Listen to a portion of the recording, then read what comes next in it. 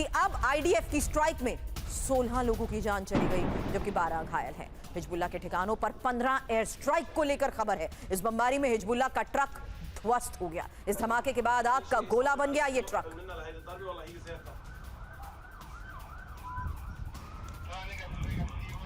अब लेबनान में ही कार्रवाई की छूट। आईडीएफ ऑफिसर की तरफ से एक आ गया कि नेतन्याहू ने आईडीएफ को हमले की छूट दे दी है। हिजबुल्लाह के खिलाफ एक्शन जारी रहेगा, जब तक जरूरी तब तक हमले होते रहेंगे। और टाइम्स ऑफ इजराइल के हवाले से ही ये एक बड़ी खबर है।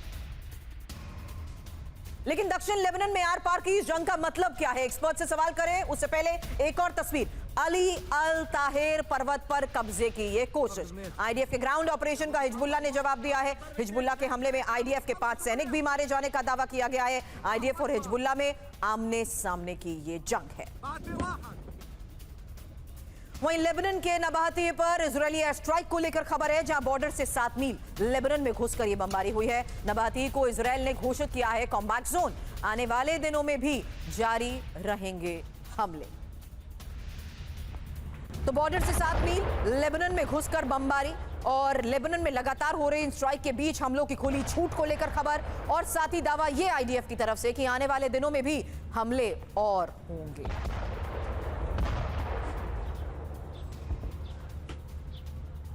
आईडीएफ किस स्तर पर अभी फिलहाल हिजबुल्लाह के इस गढ़ में और दक्षिण लेबनान में हमलों को अंजाम दे रहा है, उसकी तस्वीरें आपने देखी। लेकिन बड़ी खबर यही है, जहां टाइम्स ऑफ इजराइल के हवाले से भी इस बड़ी खबर को लेकर दावा किया जा रहा है कि लेबनान में लगातार इजरायली एयर स्ट्राइक्स और लेबनान में अब कार्रवाई की पूरी छूट दे दी गई है, जिससे साफ है कि आने वाले कई दिनों में लेबनान के हिजबुल्लाह के गढ़ में अलग अलग ठिकानों को निशाना बनाया जाएगा। फिलहाल बॉर्डर से 7 मील लेबनान में घुसकर बमबारी की यह तस्वीर, जहां आईडीएफ को अब हिजबुल्लाह की तरफ से भी करारा जवाब दिया जा रहा है।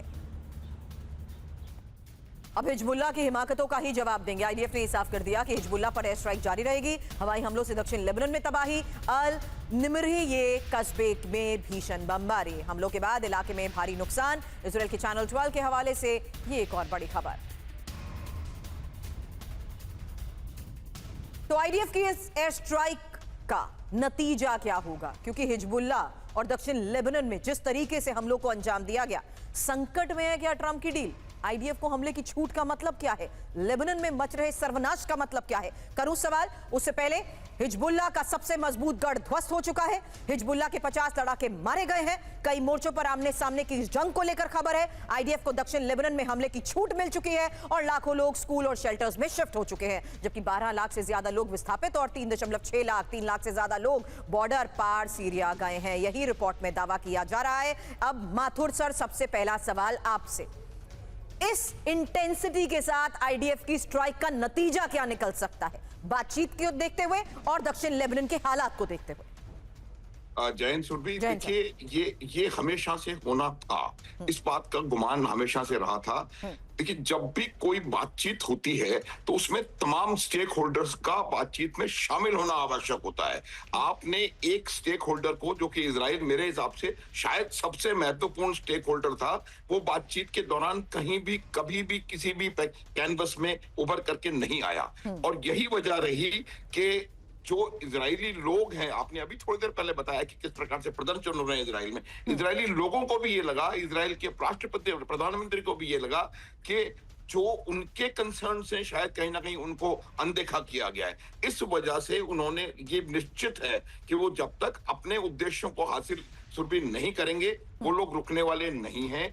इस पूरे संघर्ष के दौरान अगर किसी एक सेना का और किसी एक नेतृत्व का बिल्कुल क्लियर एजेंडा रहा है और उस एजेंडे पे वो चलता रहा है, वो इजराइल है। अब इसका दो तरफा असर होगा। आपने सब, एक लाइन और बोलूंगा मैं। पहला असर तो ये हमले लगातार हिजबुल्लाह पे जारी रहेंगे और ये मान के चलिए जब तक हिजबुल्लाह को वो हमस के लेवल तक नहीं लेके आएंगे, इजराइल उनके ऊपर हमले करता रहेगा। साउथ लेबनान वो छोड़ेगा नहीं और वार्ता में इसका डायरेक्ट असर होगा। इसका आपने देखना शुरू कर दिया। जो पेजेश्कियान का आ गया है स्टेटमेंट, कहते हैं कि हम न्यूक्लियर पे कोई बातचीत नहीं करेंगे या न्यूक्लियर पे अपना हक नहीं छोड़ेंगे। तो मेरा लगता है ये आगे बढ़ेगा। Understood sir.